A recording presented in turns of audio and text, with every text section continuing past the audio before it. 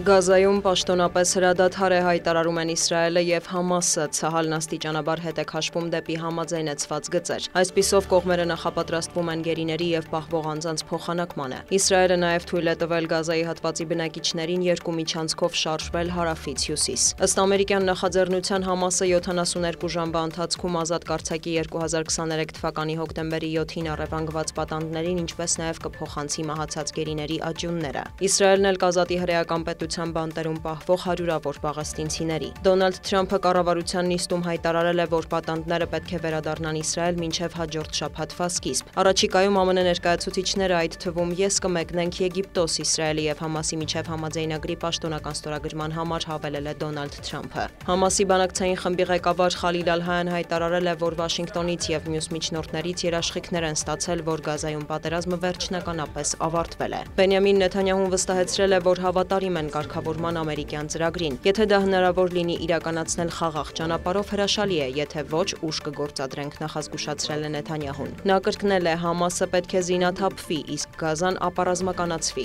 Իսրայելի վարչապետի խոսքով ցահալը կմնա Գազայի հատվածում շարունակելու Համասի վրա ճնշումը։ Իսրայելի կառավարությունը հոկտեմբերի 10-ի գիշերը հաստատել է Գազայից պատանդներին վերադարձնելու ծրագիրը, նախարարների մեծ մասն աջակցել է գործարքին, սակայն ազգային անվտանգության նախարար Բենգվիրը եւ այլ պաշտոնյաներ դեմ են քվեարկել, խոստացել խափանել կառավարության աշխատանքը, եթե Համասը չոչնչացվի։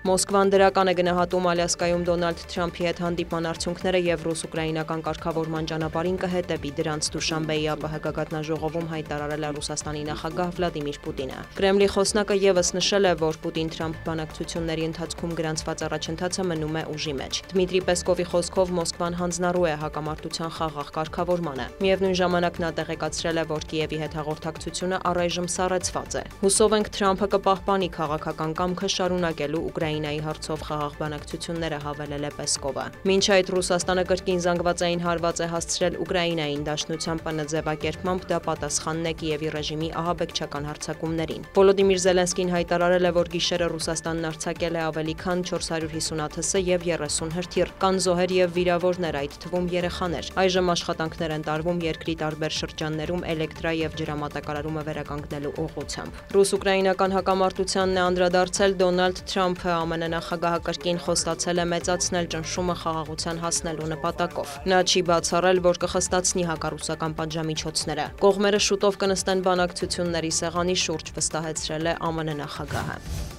Մոսկվան Իսրայելից ազդանշաններ է ստանում, որ հրեական պետությունը հետաքրքրված չէ Իրանի հետ առճակատման շարունակմամբ, հայտարարել է Ռուսաստանի նախագահը։ Վլադիմիր Պուտինի խոսքով Իսրայելի իշխանությունը խնդրել է ռուսական կողմին փոխանցել Թեհրանին, որ հանձնառու են նպաստելու երկկողմ կարգավորմանը։ Շարունակում ենք դրական շփումներն իսրայելական կողմի հետ, հավելել է Կրեմլի ղեկավարը։ Ավելի վաղ հոկտեմբերի 6-ին Վլադիմիր Պուտինը հեռախոսազրույց էր ունեցել Իսրայելի վարչապետ Բենյամին Նեթանյահուի հետ։ Ի թիվս այլ հարցերի ղեկավարները քննարկել են Մերձավոր Արևելքում զարգացումները եւ խաղաղ կարգավորման հեռանկարը։ Իրանին է անդրադարձել նաեւ Դոնալդ Թրամփը, ԱՄՆ նախագահի խոսքով Վաշինգտոնն աշխատելու է Թեհրանի հետ եւ հուսով է, որ Իրանը կբարգավաճի չնայած խիստ պատժամիջոցներին։ Ըստ Սպիտակ տան ղեկավարի Թեհրանը պատրաստ է գործարքի։ Թրամփը կրկին կարծիք է հայտնել, որ իրանական միջուկային օբյեկտներին վերջին հարվածներն անհրաժեշտություն էին, թույլ չտալու Իսլամական Հանրապետությանը միջուկային զենք ձեռք բերել եւ ստիպելու գնալ խաղաղության։ Խաղաղության Նոբելյան մրցանակին է արժանացել Վենեսուելայի ընդդիմության առաջնորդներից մեկը համարվող Մարիա Կորինա Մաչադոն։ Ըստ Նոբելյան կոմիտեի նա համախմբել է իր երկրի ընդդիմությունը պայքարել Վենեսուելայի հասարակության իրավունքների համար եւ աջակցել բռնապետությունից ժողովրդավարության արդար ու խաղաղ անցմանը։ Նաեւ նշվում է, որ կոմիտեն հաշվի է առել միայն մինչև 2025 թվականի հունվարի 31-ն առաջարկված անձանց թեկնածությունը, ավելի ուշ ներկայացված թեկնածությունները կդիտարկվեն 2026 թվականին։ Մինչ այս մի շարք երկրներ դիմել էին Նոբելյան կոմիտե խաղաղության Նոբելյան մրցանակին ԱՄՆ նախագահին առաջադրելու համար։ Սպիտակ տունը եւս այդ հարցով ակտիվ արշավ է վարել։ Դոնալդ Թրամփն ավելի վաղ հայտարարել էր, որ նախագահական երկրորդ ժամկետի ընթացքում արդեն 8 հակամարտություն է դադարեցրել եւ արժանի է Նոբելյան մրցանակի։ Սպիտակ տնից նշել են, որ Դոնալդ Թրամփը միևնույն է կշարունակի խաղաղության ջանքերը եւ հակամարտությունների կարգավորումը։ Դիանա Գասպարյան, լուրեր։